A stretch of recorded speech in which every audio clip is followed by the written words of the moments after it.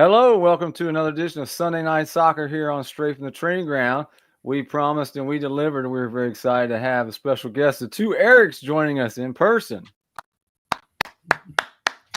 My favorite Erics in the whole entire world. So if you don't know why, a little bit. If you don't know why they're on the podcast, they have been there from day one, and they actually have extremely insightful comments. So I'm excited to hear what they have to say live on the spot not behind the computer screen. So I'm excited about this. Can't hide anymore. You can't hide. That's right.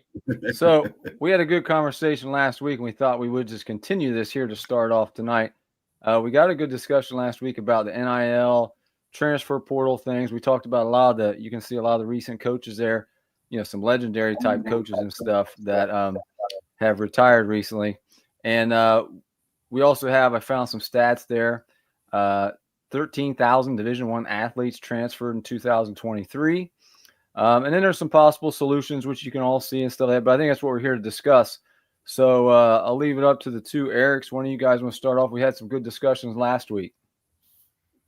Yeah, you know what? I will jump in. I think when we'll start with the transfer portal, especially when it first kind of hit, like you look at something like last year, Colorado, where there was a coaching change who wanted to change over the entire team, brought in all these new players, which then displaced about 70 scholarship athletes that were counting on this education and counting on going through Colorado football, not looking like they were going to go NFL. This was just a chance for them to get their education. And because of the way it all broke down and all these rules, they were basically displaced and they had to go hunting for their next scholarship, for the next thing, or possibly even just not be able to go to college. So I think that's when I really started to get a little kind of disheartened by the transfer portal and having no regulation around it. Then the NIL, for me, it's what it is. It's money, and they're owed the money. So I don't hate the NIL. I think for the longest time, the NCAA has been such a pain in the butt for athletes and just taking all the money for themselves and making money hand over fist. And same thing with the schools, that I don't mind the players getting paid for this.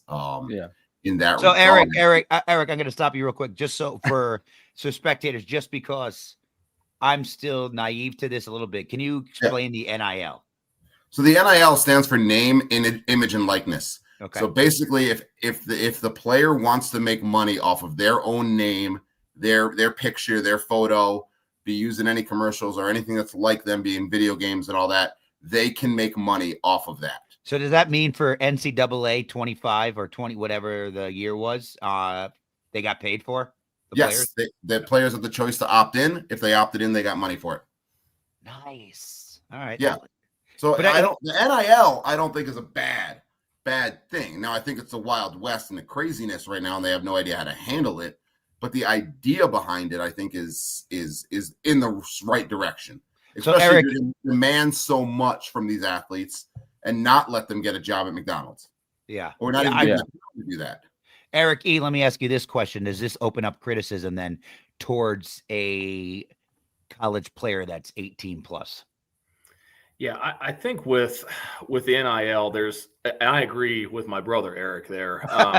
Like the NIL itself is not bad, and it's long overdue. And honestly, look, let's face it, we know this. Student athletes are getting money somewhat legally now that they were always getting illegally anyway. All right, so there's that element, but there's a lot of unintended consequences with NIL. And that's where we see, the portal, the people hopping from school to school, year to year, chasing the next paycheck they can get, the biggest paycheck. You see all these collectives that have been formed. Now the universities are getting involved in it. With you guys talked about this, like with what happened with the roster sizes and the scholarships, and things like that last week.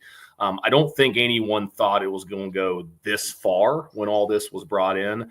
And there's no, I always equate it to it's like you just went from a 55 mile an hour, speed limit with guardrails everywhere. And now you just say, well, hey, there's no speed limits, no guardrails, just have at it. And that's what's happened. I mean, in college athletics, and we think about football and basketball, big sports, but you see us trickle all the way down to your quote unquote smaller sports, as well, that aren't revenue producing sports. And it's had a massive impact, I think, more negative than positive, and the NCAA itself absolutely doesn't have the ability, I think, to rein it in or to even get their hands around it. I mean, the NCAA guys, they do one thing well. They run a very good 3-week basketball tournament from the middle of March to the beginning of April. They do that extremely well. That's the only thing the NCAA does well. Let's just be honest. Interesting. So, Eric, do you think, or Eric E., do you think they didn't think this through then before they went ahead and decided the NIL was going to step in and try to make a difference? Yeah, I mean, I think the original intent of it is like, hey, get paid, do some local commercials, some radio spots, like, in your town, like, you're visible in and around, like, that area. I do not believe that the NCAA envisioned NIL becoming like straight pay for play. I mean, and that's kind of what's turned to. I don't think it was ever intended to be a recruiting inducement. It is. I mean, that's how recruiting's done now. Instead of the cars and houses and bags of cash or whatever, those days are gone. It's just like, hey, how much can you give me? If I'm, the starting quarterback of Florida and I want to transfer to, Kansas State, I'm like, well, what can you do at Kansas State for me? I'm going to look, what can you do at Oregon State for me? Like, it's just become straight pay for play. And I don't believe that was the original intention of NIL. So NIL also, Mike, really quick, the NIL came in actually due to a lawsuit in California. So NCAA didn't really even get a chance. They didn't get a chance to even really fully think it through because senators in California took a fight against the NCAA, saying if you're using these players in California, you're going to have to start paying them. So in order to do that, if that was going to happen only in California, then that was all of a sudden going to create a mass tilt towards every good player wanting to go play for the California schools. So the whole entire NCAA in the country had to step up and all of a sudden adapt these same rules. Otherwise, there was just going to be a massive power shift. Now, does this pertain specifically to football and where that would happen in California? Is it one of the main all athletes? And in one regard, though, if you also look at it, though, it has helped with some of these smaller athletes. For example, who doesn't know who Olivia Dunn is right now? Right. And she's a multi-millionaire for being a decent gymnast at LSU. Decent. But she's been able to make so much more because of her personality and being able to use her platform to actually grow herself. And you see that across the board, especially much more in women's sports, but you see it with other smaller sports. These athletes, maybe I don't know this, I'm just speaking, but Iowa, obviously, I think people love wrestling out there. So some of these wrestlers might actually get some car dealership kind of sponsorships that they wouldn't have been able to get before. So NIL in one way has helped with some of the smaller schools and bring some smaller notoriety. And I think it's also helped bring up some women's sports a little bit more, just because it's putting more of the face to the name, where women's sports doesn't have that as much as men's sports, just because of the history and because of the kind of quote unquote image issue in American sports, where it's basically a man's game.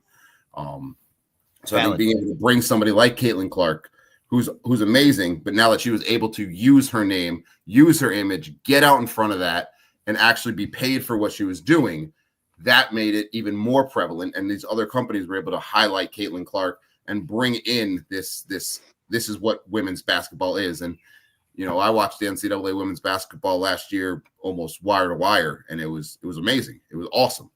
Interesting. Yeah. I agree with you in the sense that having the individuals be able to use their own platform and to be able to profit from that is needed, in my opinion. Again, I'm not as knowledgeable as both of you, but I think in the sense it does create some equity within sports, being able for them to use that platform, especially when you have so much behind women's sports right now. That's definitely needed. I think that's a positive to it. And so there's definitely a weighing mechanism in place here, that how do we value what and what. But if you just look at it, let me ask you this. And Jay, I'm sorry for taking over your stuff. I mean, stop talking so much, Jay. Just relax. I'll try. Okay. I'm sorry, Jay. I love the hell out of you. I'm sorry. So for both of you, Eric E., you're an Ohio State fan. Eric Dublis, my brother, you are a Penn State fan. Does this in some capacity benefit you because of your marketing ability for players now? So now I'm just thinking from a marketing standpoint, if I'm on this team and now this individual I almost get more marketing power because I'm on this team. I think the big brand schools that are out there, like in Ohio State or like, several, and it can vary by sport, certainly. All right. Sure. But I mean, the power of NIL, if you look at things from a college football standpoint, and this has been written about and said and all this, like, Ohio State, you could say more or less bought a lot of their roster through the portal and retaining their own players as well. I mean, maybe even more so with the finances and the collectives and the money that's available at Ohio State.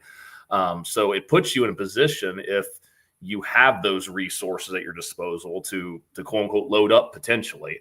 But again, you do that, and then the pressures ratchet up as well.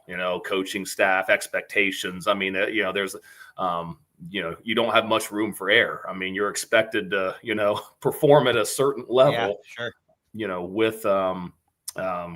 With those resources been poured into your roster. So there's a little give and take where I think it does give you a massive competitive advantage potentially. But then from the other side of things, the pressure is unlike, what we've seen in the past X number of decades of college sports. Good point. My biggest thing, I like how you guys differentiate between that, but between the NIL and the transfer portal. On number the second one there, I think, is that Eric E and I have talked about the universities are not allowed, number 3, they're not allowed to be involved, and that creates a lot of problems. What does that mean? To explain that to me, Jay. Eric, you go ahead. And for instance, like you got a situation right now where these universities, the major universities, they've got these collectives, and it's organized boosters is what it is. I mean, and they basically negotiate directly with the players or the player agents. They have agents, the family, whoever it is, that's involved. It's not the university that's engaging with those kids. Like, hey, we can make sure you get 1.8 million if you come here. We've got this now. The coaching staff, the head coach, everybody else, they'll be, in communication with these collective groups and saying like, hey, we need this, we need that, how much money is allocated, all that. But as far as the negotiation process and the agreement, to dollar figures has nothing to do with the university at the moment. It's just they're not involved in this, as it stands right now and what's been leading up to this season, so it's a challenge because this is where you see the stories of players not getting things they were promised to you. And some kids, like with the UNLV quarterback, a month ago or something, transfer him because he didn't get the money promised him and just they were undefeated and he's out, But again, those organizations, those collectives, they're promising the money. It's not the university. They're not paying directly. It's an interesting scenario. Yeah, and I think that's where it affects, as you were asking before, Mike, how it like benefits or doesn't benefit a Penn State or an Ohio State. I think like anything, it's going to change now the way you recruit, the way we have to look at things, because you're going to have players like that guy from UNLV. He didn't want to go to UNLV. He just wanted the money that they were promising. But then you're going to have other students that die hard, grew up being an Ohio State fan, being a Penn State fan, and that was their dream. And now they're hitting that. So you have to have that balance. And now when you add in that transfer portal, I know one thing Jay talked about last week was kind of the idea of having some sort of contract where you have to at least be at the school for 2-3 years. And I'm a big component, especially for that 2-year thing. I think that's a good idea. But I think on the reverse side of that, the biggest problem that we've seen forever in college sports, especially in football and basketball, is these coaches just up and leave. And it's not a one-off thing. It is very common. You watch Nick Saban did it 3 times in his career and once in the NFL. Some of these other names, Jim Boeheim, Mike Krzyzewski, obviously, and Roy Williams, those guys were staples. But, you look at the guy at Washington last year. You look at Michigan. You look at it's happened Colorado, Jackson State, Deion Sanders made all these promises to all these players and ups and leaves. So if we're going to hold the players and say, you sign this NIL deal, you have to be here for 2 years, then I think there has to be a change to where this coaching contract is ironclad.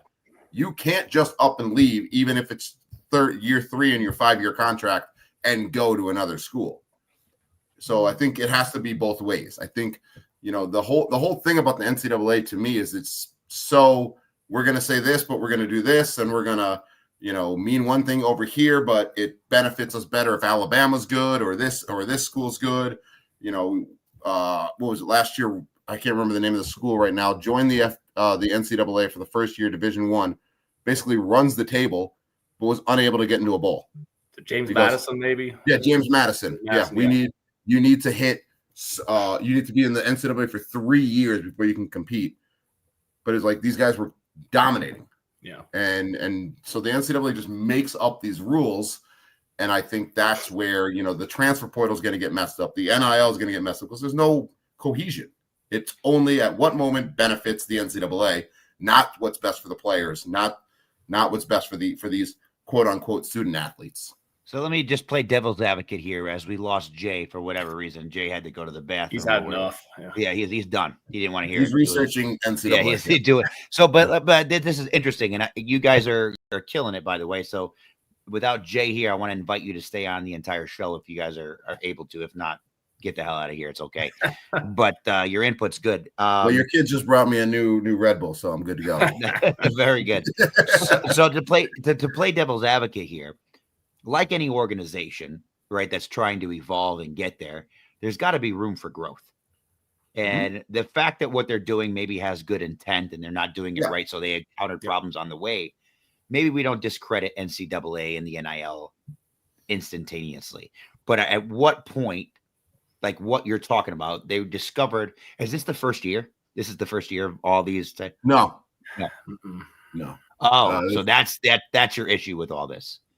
Is that it's a continuous NIL, I think, has been around for 4 years now. Yeah, I think we're in year 4 of like this activity. And so from your standpoint, you're not seeing the progression that you would think would be obvious.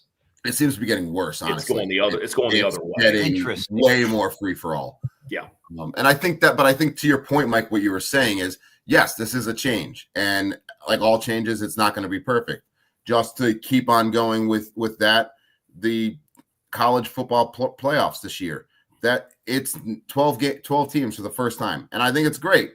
But then they did something weird where they're not putting the top 4 teams get the bye. It's the top 4 conference winners. So even though the 2 greatest schools, Penn State and Ohio State, are ranked 2 and 4, they're not going to get a bye because Oregon's number 1 right now, and they'll be the conference winner, barring some kind of catastrophe. So they won't get a bye, but BYU will. Yeah. So it doesn't make sense. But that's how change happens, though, right? You workshop it. You figure it out. What's going on? So we hope that they'll say next year, you know what? That was the wrong way to do it. Mm-hmm. We're going to go with the top 4 ranked teams. We saw what was our flaw. Unfortunately, we're dealing with the NCAA. Got it. And when you look at history with the NCAA, this thing, I don't know. I think this was founded by Theodore Roosevelt, and I'm not joking with that. I really believe he was the one who put this into place. And it was a decent idea at the time, but let's be real. Guys, the world has changed. We have these things that we can talk into a computer right now, and I can look in video and you guys can watch me. Like, we can't keep using a governing body from that time. It has to change. And you know, that's where I think we need to see. Now, if it's still the NCAA, that's fine, but their history has shown that they don't stand up for the students. They don't stand up for what they're supposed to be doing, and all they're looking at is how do you create the highest revenue and the highest dollar amount.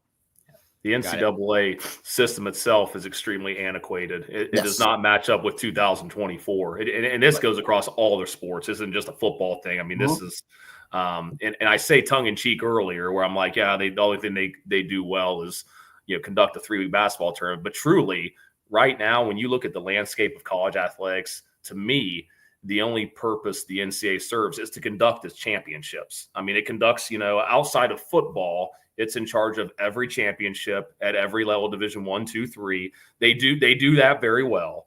But that is the only thing you can say positive about the NCAA as an organization. I mean, when it comes to trying to uphold their antiquated rule book and all the ins and outs of that. I mean, they're like the Keystone Cops. It's just not, I mean, like it's not effective in adjudicating anything. So the whole system, I think in the sport of college football, I think is moving towards what will look like eventually a model where you've got basically these 4 super conferences, X number of teams, and they're going to basically govern themselves. The conference commissioners are going to run the sport. The NCAA is going to be completely cut out of it. They're just going to do their own thing. I don't know what that means for the other sports because obviously football with the revenue football produces, if they go and do their own thing and form their own kind of organization, then it's going to lead to drastic change potentially. So I wonder what that. So since this is a quote unquote soccer show, really it's about the culture and everything we got going. So I wonder what that does mean for the other sports and if they start paying more attention to possibly these other sports. But from our predicament to go down to the transfer restrictions and where this is really impeding mine and Jay's world in a lot of senses is we have players now in high school that are entering to that college realm. And I specifically have a few players that are D1 qualified to be able to play. That's changed completely. And I've talked to Jay and now I'm talking to a D2 school because of Jay and how I've been explained the colleges and what they're looking for, because the limit on the cap on how many players they can have from a soccer perspective. So I might be speaking way wrong, but from what I understand, it went from 32 to about 28 players you can keep on your roster because of the new transfer portal and whatever that means. And because of the transfer portal, now recruiting from high school, from 18-year-olds, 17-year-olds is a lot less common compared to you being able to transfer from a player that's already at a D1 school or a D2 school. So the move that seems to be, if you're a D1 caliber player, is to go to D2, stay there for 2 years, make a name for yourself in transfer. And the kind of the shitty part for the players that are coming out of high school now is that it feels like you're taking a step down to be able to rise above, which is inaccurate because D2, from what I understand, can still offer the same financial backing. And then what I'm telling my players, go get a scholarship. Go get your education paid for first. Like, you shouldn't be worried about going pro. If you want to go pro, that's on your slate, right? But get this should be your first bucket list. This should be your first item of action. Like, this is way more important. If you can do that through your sport, that's absolutely incredible. And being a D2, D1 athlete does so much in the corporate world that I'm aware of because you're able to, have those credentials because sport teaches you so much. Especially if you stay within your community of where your college is, it just seems to help you rise in that corporate setting. So with that being said, and having to go to D2 for soccer and then go to D1, seeing the most avenue, what are your feelings on that? And how does that play into the NIL? So and I guess my question, here's the other part of it. How much more does a kid need to work on his marketing skills before he goes into college because of the NIL and how that benefits maybe a team? And does that you think impact a coach's decision, marketability? So I think, Mike, what you're saying is, the first thing off is, you're absolutely right, but you're telling your kids, go for the scholarship. I think too many people do not understand that 1% of NCAA athletes go pro. I mean, even get the chance to go pro, like we always see it because we're watching Ohio State all the time and all their players go up and get drafted. That's the very, very bare minimum. That is the exception to every rule.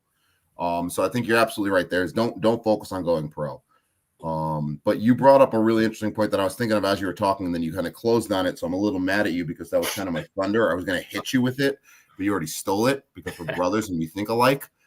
But I think when you're starting to look at these other sports and you're starting to look at something like that, I do think that a coach, maybe a D2 soccer coach, is going to, or D1 soccer coach, that their revenue stream is very thin and their margins are very tight, is going to look at that soccer kid in high school who might have a really big social media following already, or who might have that kind of name or that image that is going to be that superstar that they want, that's going to draw a crowd and say, this is going to be good overall for the entire program. Even if this other guy has that same level skill, might even be slightly better, or girl, they might go towards the person who's going to generate more money. And I think that's where this NIL, and that's where this is going to get dangerous, is because of that. It is becoming a business. We have to truly get rid of the term amateur. College athletes are no longer amateurs. No. Eric E., what are your thoughts on that? Yeah, I think I agree. I think the presence you have on social media is 1A, 1B, 1C. It's everything. Because the impressions, the hits, the likes, all that whatever junk, whatever that does matter in that sphere, in that realm. So you get those kids that have that exposure already, and it's kind of weird. I almost feel like you have like those kids, and that's like at the elite level of recruiting. And then, like I said, a lot of the kids, I feel like the kids that get lost a little bit are the old, like, if I would say, like your mid-major schools or your second-tier schools. And now those kids, I think, because of the nature of the transfer portal, and this is soccer or any sport, I think this applies across the board, maybe outside of football a little bit, but every other sport, programs typically want experience. They're not looking at youth now. Unless you are an elite high school athlete coming out, a top-tier recruit. So you're saying like a lot of kids now are going to have to go the Division II route, which there's nothing wrong with that. Again, you fully funded scholarship, like you said, exactly like both of you. The scholarship's what matters. Getting your education paid for is what matters. But you go to the Division II route for a couple of years, now you're more likely to get into a better situation for yourself with an opportunity to play when you can transfer up out of the portal to that Division I school than probably you ever would have had out of high school to begin with, because coaches tend to lose jobs, it seems like, across all these sports now if you decide to go young and you don't win. Now, in the past, that didn't matter. But now you're looking for experience, and you're bringing in so many people through the portal. You're bringing in more people to your roster from the portal than you are incoming freshman classes, which is nuts, because even 6-7 years ago, you might get one transfer or a couple of transfers, depending on the sport, and you're going to bring an X number of freshmen. It's completely flipped now. So all right. So we're gonna end on this, because I think we've said it, and we can go on this. Probably we could do a whole show on this. But what's interesting to me on all this is the hindrance on development, and from a soccer standpoint, this is where we lack is development. And I'm curious to see what it's going to do for football. I'm curious what it's going to do to these other sports, as far as, is it going to become so elitist on you're only looking for that top 1%?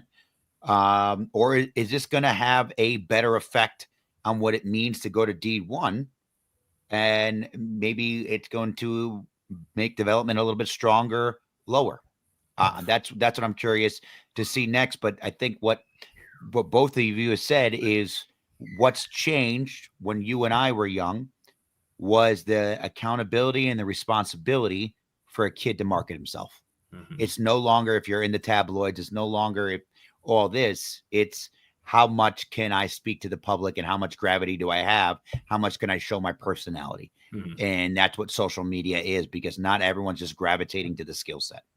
So, Michael, can I ask you one quick question as you're saying this really quick? As a coach, as a coach, how important do you see if you were, let's just say you were running a MLS, you're running NYFC, sure, and you see a player who played in NYCFC or whatever, and not whatever, it's a soccer show, so right, let's get it right. NYCFC. No, it's not whatever. All right, you know what? You play for the Chicago Fire. All right, you're always Chicago Fire. Say what you know. There you go. Okay. Okay. Now this coach in Division II develops players right and does it right and has a strong program. Accurate.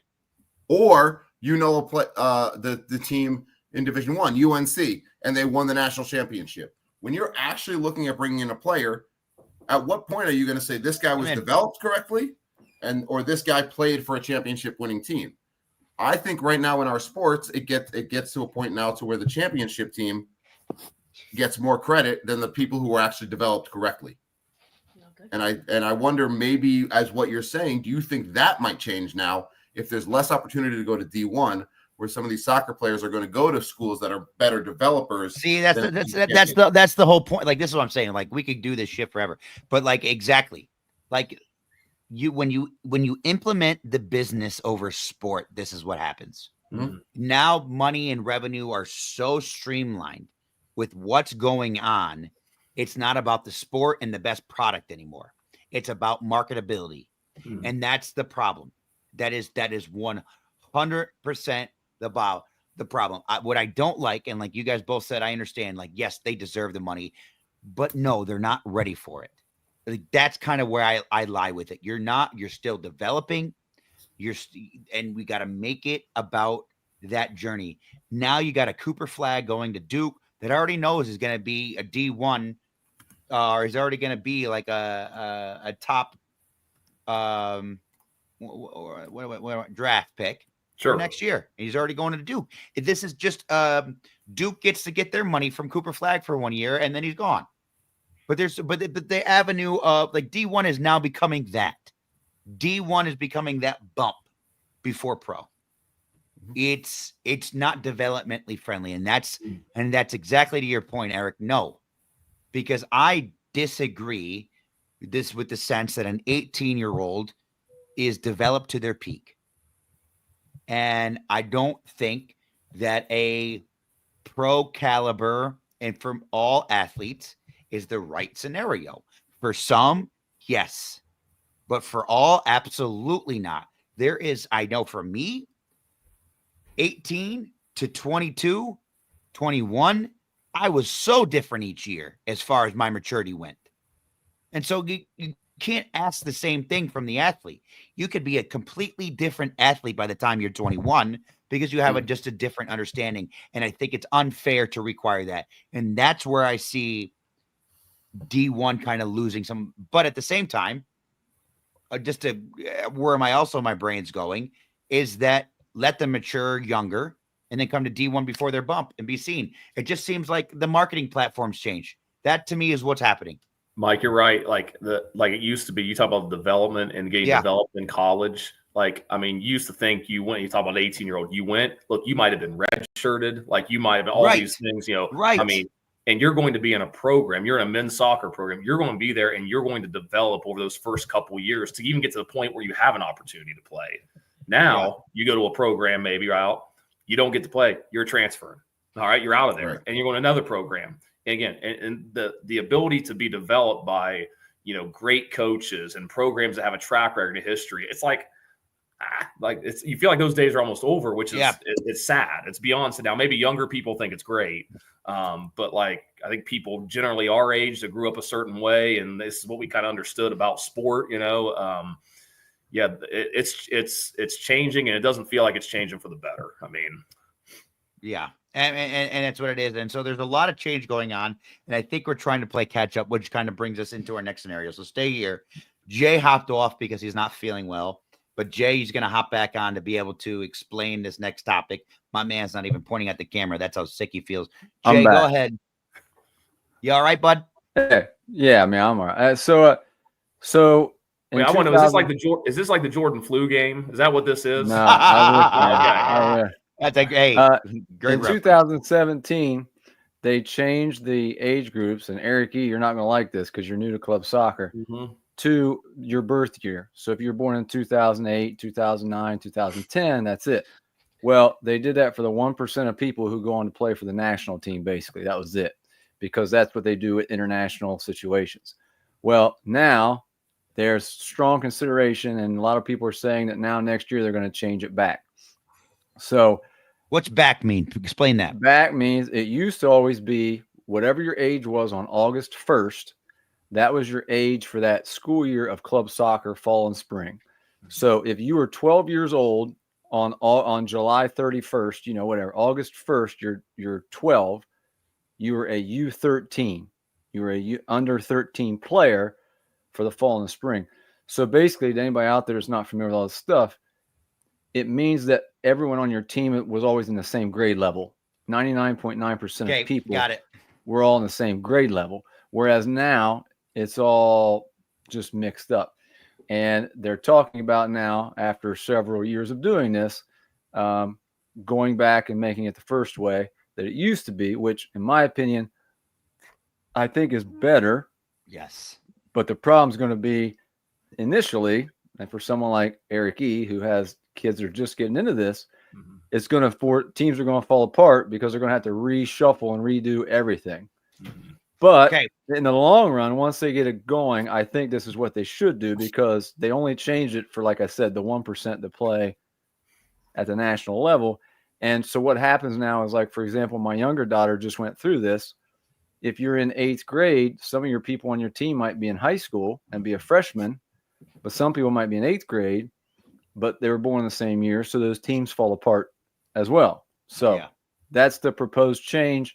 And a lot of people are saying they're going to do that. They're going to change it next year back to the way it used to be. So, Jay, I'm going to ask you, I want to hear your thoughts. Are you good to go?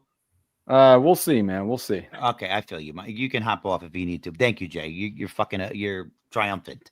You're the man. Okay. But you're good. So anyway, let me say this. I just had my daughter in March. We were trying for a January birth year because I'm a psychopath. Not even kidding. I am not even kidding. I wish I was, but I knew the advantages that you would have. And I know what I'm going to be because I'm a coach and how I was going to raise her. I was looking for that. March is fine with me. She's born March 17th on St. Patrick's Day. Love that. Okay. There you go. But that was literally my thought. And that thought didn't stem from my own mind. That thought stemmed from talking to other coaches when I said my wife was pregnant, and they said, "Are you trying to have a January birth year kid?" Like it's a common thought. The other side of this coin, going back to the way we were, ODP, Olympic development across the nation, has been by year since I was a kid. It's been 86 year, 87. They've always done it different than the way clubs do it. And that's a fact. When I'm an 86. When I played ODP for the state of Michigan, I'm a December 16th. I was playing against majority. So out of the 20, I think 3 kids that were on ODP, I was definitely probably the youngest kid. And I would say 18 of those kids were born January through March.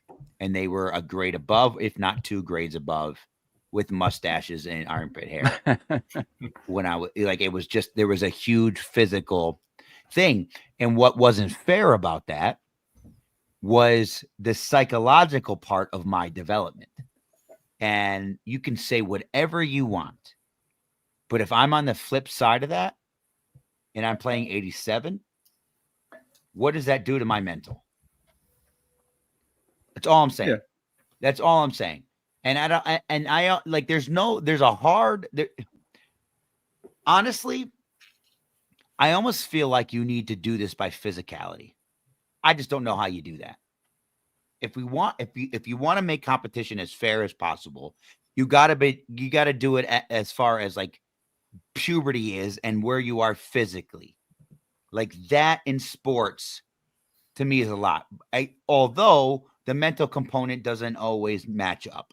And there are some younger and smaller players that can compete, but it's not about height. I'm talking about like strength, testosterone, all that. Like that to me is where the even playing field is. As a high school coach, it's a Rubik's Cube of 14 and 18-year-olds that you got to figure out and how this all makes sense. So going back to the way it was makes a lot of sense to me because that is where the difference stands. Understanding when you break up teams, that doesn't necessarily mean you break up a team if your player goes younger. Where it breaks up the team is if your player's older and they can't play younger. So everyone underneath that August year has to either go up or they have more of a fair shot. And that's where I like this because we really got to get away from winning and losing for development, in my opinion. Like development, parents really need to understand this. But going back to all of it, what is it about? What is it about? Bottom line, marketability. If you play the bigger games, if you win more, you're more marketable, you can go to the bigger schools, all that bullshit. So I to me, from a competition standpoint, I'm all for this. And Jay, I completely agree with you. Jay, do you have anything to add? I don't want to cut you off, or you No, good, you're and good. I can let the Erics talk. No, I'll let them hear in 1 second. So I think initially everyone's I don't think there's gonna be a lot of negative feedback to this. I think this is what people want. I just think like people like Eric E. and parents are going to say, wait a minute, what the heck? My team's, getting blown up again. You know what I mean? Because we just got started and now we're changing it up. But that's just it's going to be an initial, negative thing. But in the long run, I think it's much better because everyone should be playing with their grade level. The bottom line is they should have never changed it in the first place. Yeah, 100%.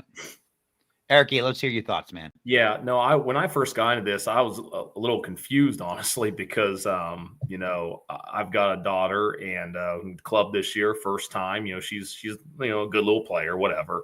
But, she originally was on a team. One of her best friends say they're in school together, same grade, but they weren't on the same team. And my wife and I couldn't figure out, why are they on the same team until we figure out the birth year situation. We're like, oh, this is how it operates, and then eventually my daughter, got moved up to play with that team up above, whatever, so, but we were just very confused by how that all played out until then, I got eventually, but initially it was kind of a shock. Like, wait a minute, like all the third graders aren't playing together. Like, they've got this, actually you have like a team where it's actually some second and third graders because when they were born, like it's kind of confusing, honestly. So I'm just used to most sports, like, it seems like here in our country anyway, it's like, it's certainly by grade level. It's not by what age you are. It's like, if you're in second grade, third grade, fourth grade, fifth grade, that's who you play with. Maybe you combine some grade levels, but this was definitely a different thing. So I would add, I personally think it makes sense. Hey, you're playing with your grade level. If you're in fourth grade, you're in fourth grade. Like that's who you're playing with.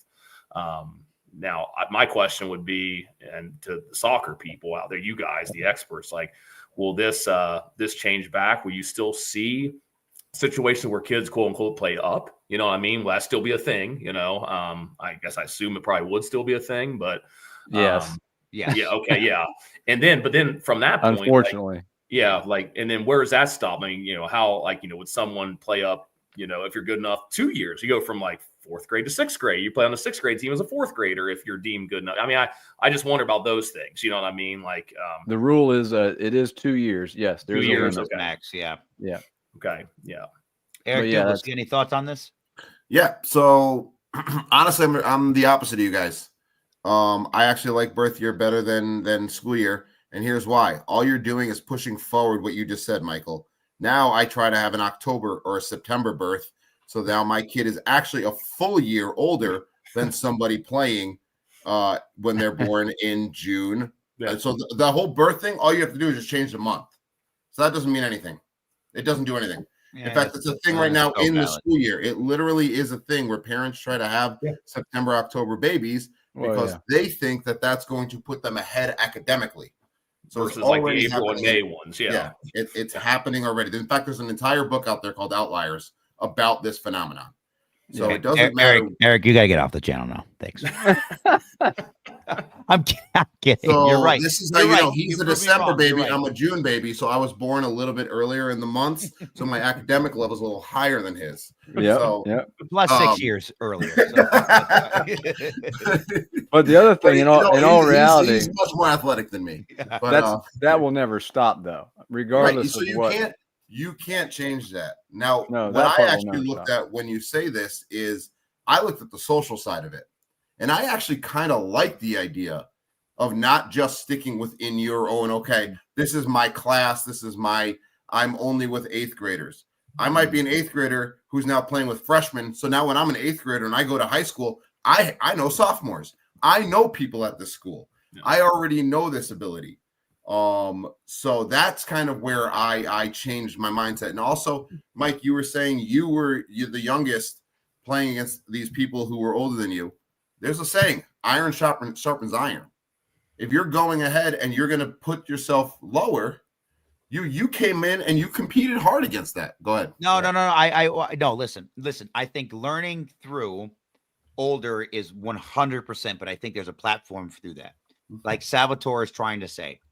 Salvatore is my business partner to our facility that we're creating. And what he's trying to say is, I think there's got to be a better developmentally friendly system in place for that. And I think that's what the age thing does. It's more developmentally friendly, if I'm saying that correct. That's in my opinion.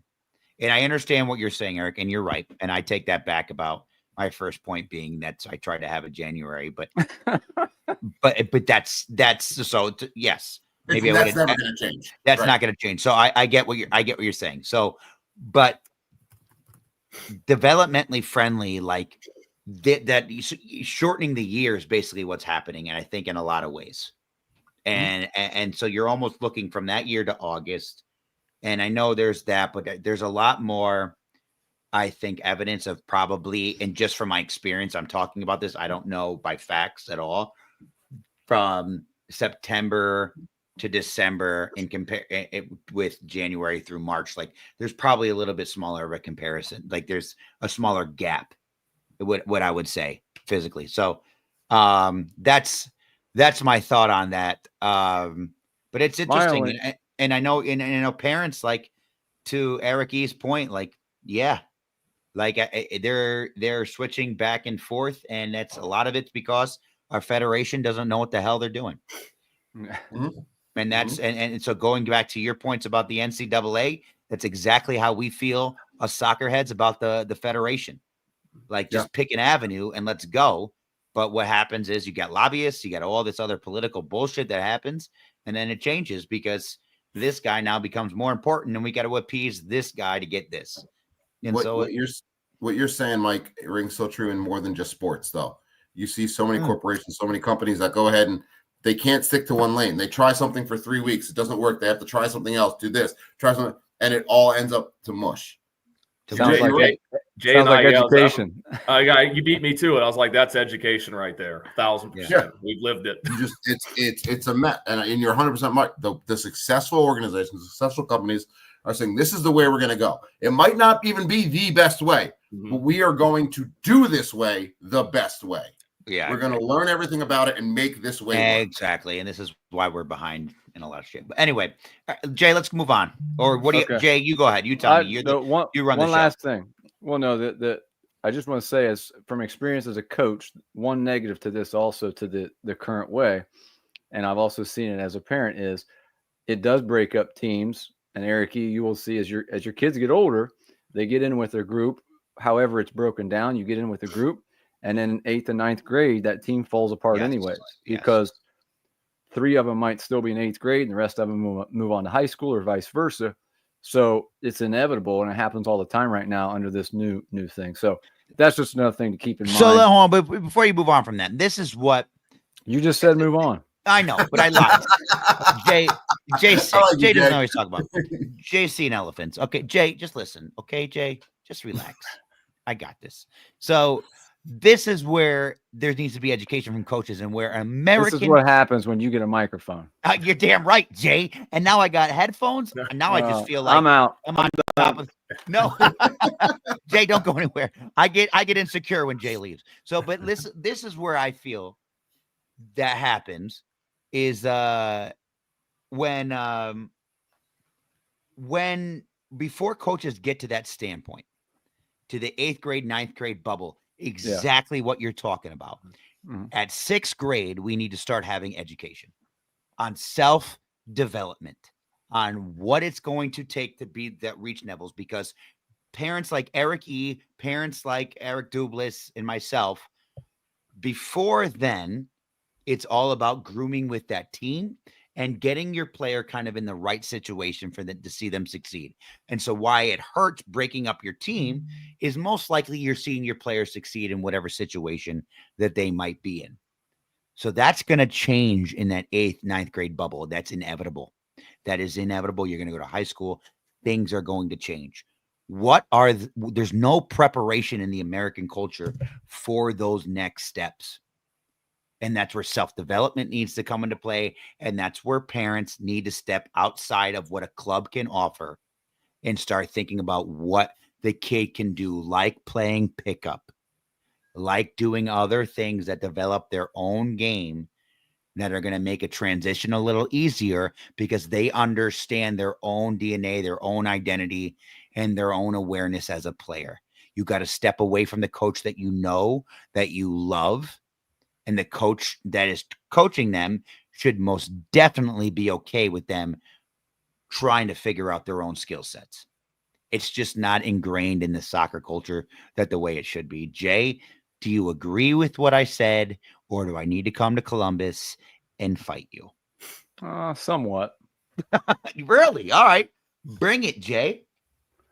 All right, moving on. So we have some other topics, but while we're going to keep the Ericettes on here because our last one, we're running long tonight. Great discussion. But our last topic, we're going to skip ahead. We're going to bring back another one for next week.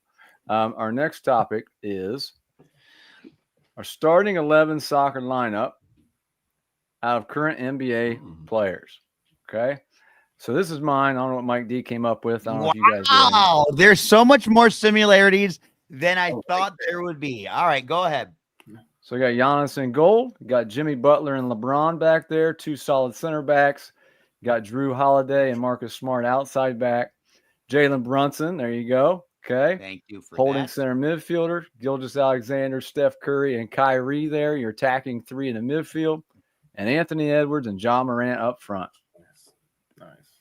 Wow. What do you think, Mike D?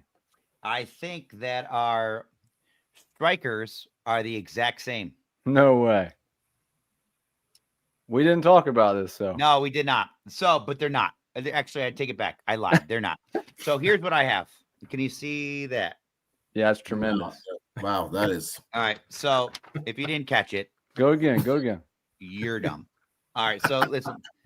So here's what I got. Adebayo All right. in goal. Yeah. Okay, but let me break this down for you because I knew Jay wouldn't. I knew Jay would just say some things and then not explain himself. So point guard, facilitators, ball winners, got to be in the midfield. Agreed on that? Okay, Yeah, good. yeah. Thank you. Thanks, Jay.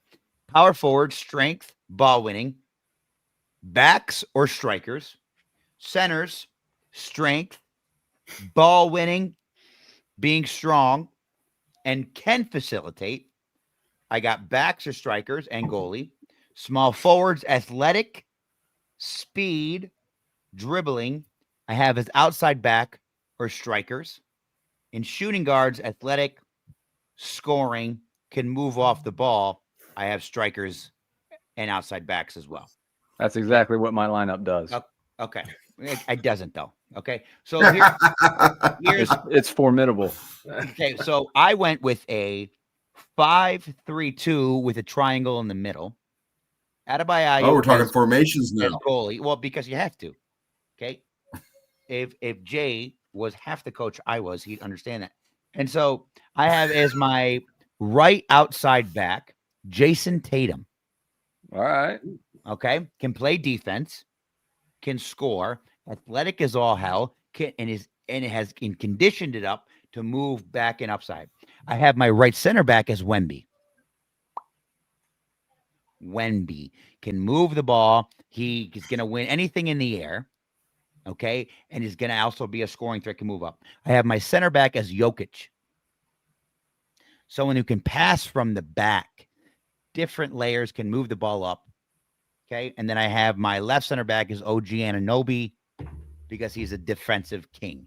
He's the best defender in the NBA. My left wing back, I have Ja Morant. Athletic, killing it. Think of Richards from Canada. That's who I have for Ja Morant. My center defensive midfielder, I have Holiday from Boston because he's probably one of the best defenders that can also control the ball. My center midfielder, I have Jalen Brunson, like you're talking about. I'm with you on that. But my cam is Kyrie Irving, best handles in the business and can distribute. Now, my 2 strikers that I have up top, I have Anthony Edwards and SGA. That's some similarities, though. And there's a lot of similarities. We thought about it the same way. Yep. You I like it. So it's a unique way to look at it.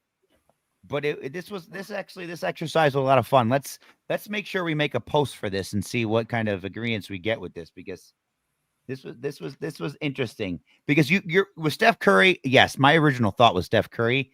The only reason I didn't do Steph Curry is because his age. Yeah. Well, yeah. Yeah. Thank you, Eric Braxton. Eric, you're going to be the third Eric on the That's show. the third Eric. Yeah. Eric's are just the smartest people. Yeah, clearly. Yeah. We just get it. So, all right. Who knows NBA out of the Erics? You both know NBA or no? Yes. Yeah, pretty good on it. Yeah, pretty good. All right. So let's start with you, Eric. E. Let's start with your strikers. Who would your strikers be? So I was thinking Ant-Man, for sure. Okay. And then I was thinking SGA. Those were the two that I went to. That's what I had. Now, I did have, because I don't know how we're doing on time here, but I have one question for the soccer experts, though, for this. I wanted to throw this out because I knew clearly this guy would not be in anybody's lineup, okay? But let's say you were forced to play Luka Doncic. You're forced to put him out there. The physical conditioning clearly is not the greatest. Goalkeeper. He's a super sub. Super sub. Past 15 minutes. He's got to be one of your 11 on the field. Where do the soccer coaches put Luka? Where can he succeed? Center midfielder, an 8. Yeah. But you're right, because the stamina. Because the stamina. And 8's the most conditioned. That's what I was just thinking when you said that. Well, okay, but you got to play him in a system. You got to play him in a system where he's not box to box. His limitation is how far he moves up in the field, and when he's just going to stand up top. Yeah, like when he moves up, exactly. When he moves into the attack, the other center midfielder knows that he's compensating for him. Like that's how you play Luka. But yes, Luka's a great one. Luka, you know what Luka would be to me, Terry? He'd be what's his name? Lampard. Frank Lampard, yeah. Yeah, he's a Frank Lampard. And that's the other thing I started doing, like what players are who. And he's a Frank Lampard. And then let me ask you this, Eric, E or D. Who would Aaron Holland be in the NBA? Because he's a power forward, period. Chris Porzingis. Oh. Okay. Oh, there you go. Yeah, that's that's a terrible one. No, he would be a Giannis. He's Giannis. He can drive and just score. He's a Giannis Antetokounmpo. Like he is Giannis. Or he's that guy that gets the ball and puts it in the hoop. He's Julius Randle. or he's Anthony Davis. Have you even watched the NBA, Michael? Julius Randle. On that note, I want to thank the Ericettes, just like this Dan Patrick show, the Danettes. Now we got the Ericettes, man. It's great. We got one. Speaking of the Ericettes, one more comment. Giannis has definitely come to mind, but he's not as clinical. Valid. Very valid. Very good. So, do we have time to go over the facility I have? Yeah. Have at it, man. Real quick. You've been keeping this from me, so go ahead. Do we have slides for it or no? No, you did not send me anything. I did send you texts. Okay. Okay. All right.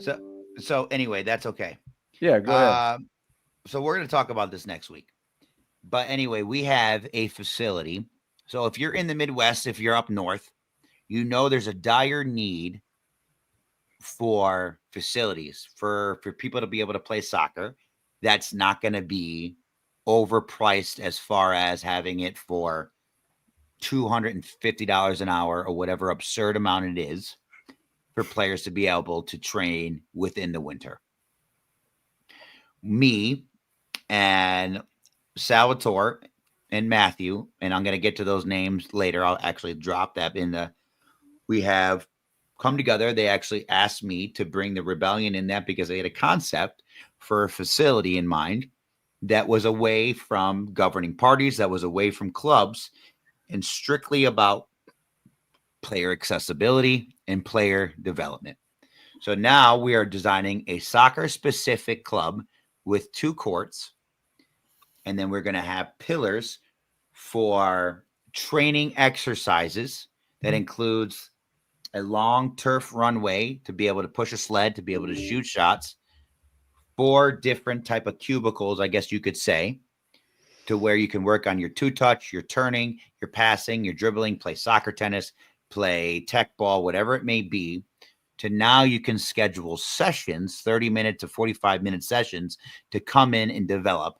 And you use players come and they're members. So like you'd have a gym membership, you have a membership to this, and you can come and have a class and be able to go through first touch, to go over through accuracy, to go over through volleys, to go over through dribbling, to be able to go through shooting, all in one sessions in 45 and make that as consistent as you want. The other part that makes this accessible for players, every day we will hold pickup. There'll be pickup on either one of the courts or both courts.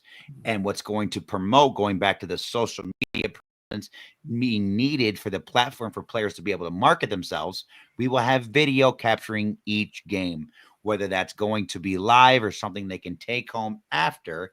That video is going to be accessible. And besides that, now they're going to be leaderboards for players to be able to compete, saying how many touches they had, how many goals they have. So leaderboards like you have with bowling, like you have with laser tag, will be labored on the TZ screen, completely changing the lens and how you develop, because this is specific for lens. Because how many sports arenas, how many sports facilities have their landscape for sports in general? This is for the soccer culture, soccer development specifically.